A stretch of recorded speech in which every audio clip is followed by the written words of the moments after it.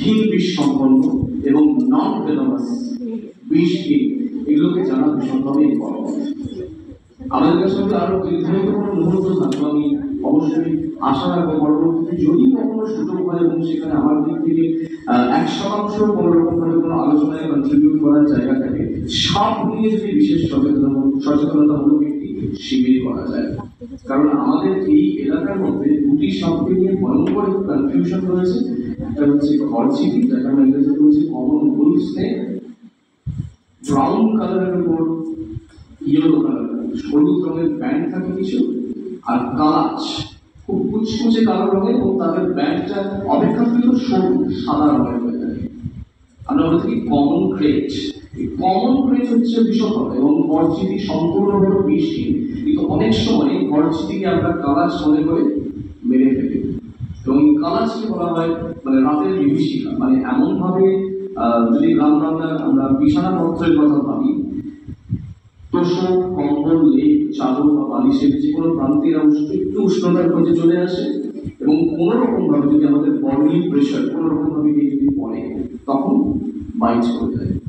কামড় যন্ত্রণাহীন, কিন্তু ওই কামড়ের পরিণতি হিসেবে যে মৃত্যু, সেটা কিন্তু ভয়ঙ্কর ভাবে যন্ত্রণাদায়ক। আমরা বুঝতেও পারি না যখন প্রথম শুরু হয় পেটে ব্যথা, অ্যাসিডিটির কারণ হচ্ছে না অন্য কোনো কারণ হচ্ছে, চট করে কিন্তু একজন ভিকটিম ধরতে পারে না, সর্বদস্ত ব্যক্তি ধরতে পারেন না, কারণ তিনি বুঝতেই পারছেন না যে তার দাগটা কোথায় বসেছে। এবং সেই জন্য কালাচে দ্বারা কামড়ের যে ঘটনাগুলো ঘটে থাকে তার দায়টা কমাতে হয় কমন উলফ স্নেক বা ঘরচিটি। এই ধরনের জিনিসগুলোর উপর একদম সেগমেন্টেশন ফলো করে association of the nationalist of Tamluk এই কাজটি করে থাকে। এখানে আরো আমার নিজের প্রিয় বিষয়ের একটি কনসেপ্ট রয়েছে। দেখা যাচ্ছে বাঘ, চিতাবাঘ এবং তার চারপাশে আমাদের হরিণ প্রজাতির কিছু প্রাণীরা রয়েছে, চিতল, সম্বর, হক ডিয়ার এবং আর একটা কিছু ছিল বারাসিংহ, কানহার। এখানে প্রেডেটর প্রে রিলেশনশিপ, যেটা শিকার এবং শিকারীর মধ্যেকার যে সম্পর্ক, যে সিম্বায়োসিস, আমরা বাঘ বাঁচানো নিয়ে অনেক কথা বলি। সম্প্রতি 2019-এর বাঘ গণনা অনুযায়ী আমাদের দেশে বাঘের সংখ্যা 2669 সংখ্যাটা এর কাছাকাছি ভ্যারি করছে।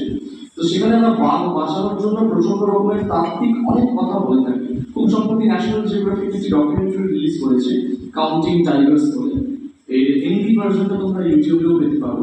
মানে বাঘ গণনার জন্য আজকের দিনে দাঁড়িয়ে ডিজিটাল টেকনোলজি কতটা উপযুক্ত ভূমিকা পালন করছে, কোন এরিয়াতে খাবার সাপ পাওয়া গেছে, অর্থাৎ পাক মার্কস পাওয়া গেছে, সেটা কতটা ফ্রেশ, কতদিনকার পুরনো, সমস্ত কিছু ডিটেলস সেখানে সফটওয়্যারের মাধ্যমে চর্চা করা হয় এবং সেইটার উপর ভিত্তি করে আমরা মোটামুটি ভাবে অনেকটা অথেন্টিক একটা সংখ্যায় পৌঁছতে পেরেছি।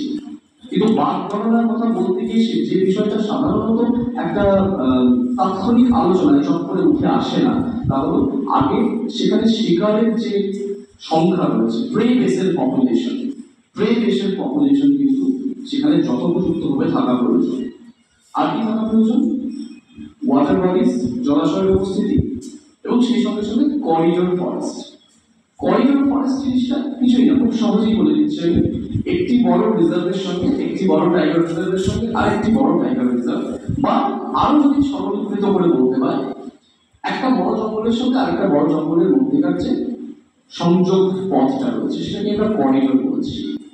একটা জায়গার মধ্যে যদি বাঘের সংখ্যা খুব বেড়ে যায় এবং সেখান থেকে পার্টিকুলারলি পুরুষ বাঘেরা, ওরা ওদের মায়ের এরিয়াতে থাকে না, ওরা যখন বছর 2-2.5 বয়স হয়ে যায়, মানে আমাদের সময় ভাবতে গেলে মানুষের একটা যদি প্যারামিটার দিয়ে ভাবি, সেটা প্রায় 18-19-20 বছরের সময়। সেই যখনই ওরা স্বাবলম্বী হচ্ছে, ইমিডিয়েটলি ওরা কি করে, নিজেদের মায়ের এরিয়া ছেড়ে দিয়ে ওরা নিজেদের মতো করে তখন নতুন দিগন্তের উন্মোচন ঘটাতে চায়। একটা পুরুষ বাঘ যেখানে তার কাছে নিজের বাবার কাছ থেকে এবং বাইরে থেকে চলে আসা একটা ইন্ট্রুডিং মেল যে ওই এরিয়ার রাজত্ব দখল করতে চায়। তোমরা ডক্টর রতন রায় ব্রহ্মচারীর লেখা যদি পড়ো, সেখানে বাংলায় অত্যন্ত অসাধারণ কিছু রিপ্রেজেন্টেশন পাবে। রতন রায় ব্রহ্মচারী ভারতবর্ষে এবং তথা বিশ্বে ফেরোমন সায়েন্সের জনক, ফেরোমোনোলজি। দেখবে যখন রাস্তা দিয়ে তোমরা যাওয়া আসা করছো, আমাদের হাউস ক্যাটস মানে ঘরের বেরোতে দেখবে অনেক সময় ওরা লেজ তুলে কোনো দেওয়ালে বা কোনো গাছের ঝোপে বা গাড়িতে ইউরিনেট করছে।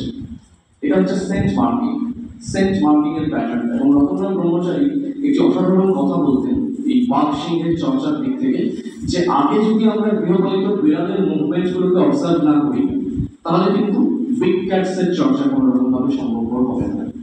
আগে আমাদের দেখতে হবে আমাদের ঘরের প্রতিবেশী, একদম ঘরে নিয়ে যাকে কোলে বসিয়ে আদর করছি বলতে গেলে, তার মুভমেন্ট কিরকম, তার টেরিটোরিয়াল বিহেভিয়ার কিরকম ধরনের, তবেই আমরা বড় জায়গাগুলোতে পৌঁছতে পারবো। তো এদের আলোচনার মধ্যে খুব ইন্টারেস্টিং এই 2025-এর ফুলের মেলা নিবেদনের সাথে সাথে যে এক্সিবিশন হয়েছিল, সেখানে বেশ কিছু কিছু জায়গায় আমাদের যে বিভিন্ন ইকোলজিক্যাল বায়োমস গুলো রয়েছে, বাস্তুতন্ত্রের যে বিভিন্ন স্তরগুলো রয়েছে, সেই স্তরে থাকা প্রাণীদের মধ্যেকার আন্তঃসম্পর্কগুলো কিরকম ধরনের, সেগুলো এক্সিবিশনে ফটোগ্রাফির মধ্যে দিয়ে প্রেজেন্ট করা হলো। Photography as a conservation based tool, একটা ছবি শুধু নান্দনিকতার কথা বলে না, একটা ছবি তোমাকে অনেকগুলো ইনফরমেশন দেয়, অনেক তথ্যই আমাদেরকে সমৃদ্ধ করতে পারে একটা ছবি। তো এরকম কনসেপ্ট বেসড কিছু কিছু জায়গা বেশ এসেছে। আমরা পরবর্তীকালে চেষ্টা করছি আইকনিক ল্যান্ডস্কেপ নিয়ে কাজ করবার, মানে ধরো আমরা যদি কাজিরাঙ্গা টাইগার রিজার্ভের কথা বলি, আসামের Kaziranga tiger reserve, Kaziranga tiger রিজার্ভে মানুষ যে কারণে পর্যটনের টানে চলে যান তা হলো মূলত এক শৃঙ্গ গন্ডার, greater plain one horn rhinoceros. তো যদি এমন একটা ল্যান্ডস্কেপের ছবি তোলা হয়, সাপোজ তোমাদের সামনে একটা দেওয়াল জোড়া ব্রিজ রয়েছে এবং সেখানে একটা এলিফ্যান্ট গ্রাসের ওগুলার যে বড় বড় বন হয়, এলিফ্যান্ট গ্রাস করা হয় একটা হাতিকেও প্রায় ঢেকে ফেলতে পারে, সেই জন্য। তো সেখানে একটা গন্ডার মা এবং শাবক ধর দাঁড়িয়ে রয়েছে এবং গন্ডারটাকে দেখে কোন একটা বাঘ, সে রাস্তা ক্রস করার কথা ভাবছিল, সে একটুখানি আটকে গেল, যেন আমি এখন যাবো না, ওরা আগে পাস করে যায়। তুমি ল্যান্ডস্কেপটা দেখা মাত্র বুঝতে পারবে যে এটা কাজিরাঙ্গার কথা বলছে, to some extent maybe Pobitora national পার্কের কথা বলতে পারে, যার অবস্থা আসামে। তাহলে এরকম ভাবে ল্যান্ডস্কেপ দেখে, সেখানকার ছবি দেখে, সেখানে কোন কোন স্পিসিসকে দেখানো হচ্ছে, প্রজাতিগতভাবে কাকে কাকে সেখানে তুলে ধরা হচ্ছে, তা দেখার মধ্যে দিয়ে কিন্তু আমাদের অনেকখানি ভাবনা মনের মধ্যে বসে যায়।